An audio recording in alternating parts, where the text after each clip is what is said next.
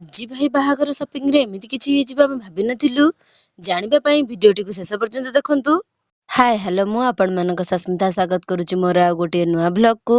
ଆଜି ସକାଳୁ ମୁଁ ଆଉ ମୋ ଭାଇ ମୋ ମାମା ରେଡି ହେଇ ବାହାରି ପଡିଥିଲୁ ଭାଇଙ୍କ ଘରକୁ ଯିବା ପାଇଁ। କାରଣ କିଛି ଦିନରେ ଭାଇର ବାହାଘର ଥିଲା ଆଉ ସେଥିପାଇଁ ବହୁତ ସାରା ସପିଂ କରିବାର ଥିଲା। ଆଉ କିଛି ସମୟ ପରେ ମଧ୍ୟ ଆମେ ଭାଇଙ୍କ ଘରେ ପହଞ୍ଚି ଯାଇଥିଲୁ ଆଉ ସେଠି କିଛି ସମୟ ରହିଲା ପରେ ରେଡି ହୋଇ ପୁଣି ବାହାରି ପଡିଥିଲୁ କୁଜଙ୍ଗ ଯିବା ପାଇଁ। ଏମିତି ହୋଇ ଆମେ କିଛି ସମୟ ପରେ ମଧ୍ୟ କୁଜଙ୍ଗରେ ପହଞ୍ଚି ଯାଇଥିଲୁ। କୁଜଙ୍ଗରେ ପହଞ୍ଚି ସାରିବା ପରେ ଆମେ ପ୍ରଥମେ ପଳେଇ ଯାଇଥିଲୁ ସୁଭଦ୍ରା ଶାଢ଼ୀ ସେଣ୍ଟର, କାରଣ ଆମର ଶାଢ଼ୀ ବହୁତ ସାରା କିଣିବାର ଥିଲା। ତାପରେ ଆମେ ଫଟାଫଟ ମୁଁ ମାମା ଆଉ ଭାଇ ମିଶି ସମସ୍ତେ ଶାଢ଼ୀ ଦେଖିବାର ଲାଗିଗଲୁ। ପ୍ରଥମେ ତ ଆମକୁ ଶାଢ଼ୀ କିଛି ବି ପସନ୍ଦ ଆସିନଥିଲା। ତାପରେ ଗୋଟେ ଲାଭେଣ୍ଡର କଲରର ଫ୍ୟାନ୍ସି ଶାଢ଼ୀ ଆମକୁ ପସନ୍ଦ ଆସିଲା, ତ ଗୋଟେ ସୁନ୍ଦର ପାଟ ବି ବହୁତ ଭଲ ଲାଗିଲା। ତାପରେ ଆମେ ଉପରକୁ ପଳେଇ ଗଲୁ, କିଛି କଟନ ଶାଢ଼ୀ କିଣିବାର ଥିଲା। ସେଠୁ 4-5ଟା କଟନ ଶାଢ଼ୀ ଚଏସ୍ କରି ଆମେ ତଳକୁ ପଳେଇ ଆସିଥିଲୁ ବିଲ୍ କରିବା ପାଇଁ। ଆଉ ବିଲ୍ ଦେଖି ଆମର ତ ପୁରା ମୁଣ୍ଡ ଘୁରେଇଗଲା। ପରେ ଆମେ ସେଠୁ ବିଲ୍ ପେମେଣ୍ଟ କରି ବାହାରି ଆସିଥିଲୁ।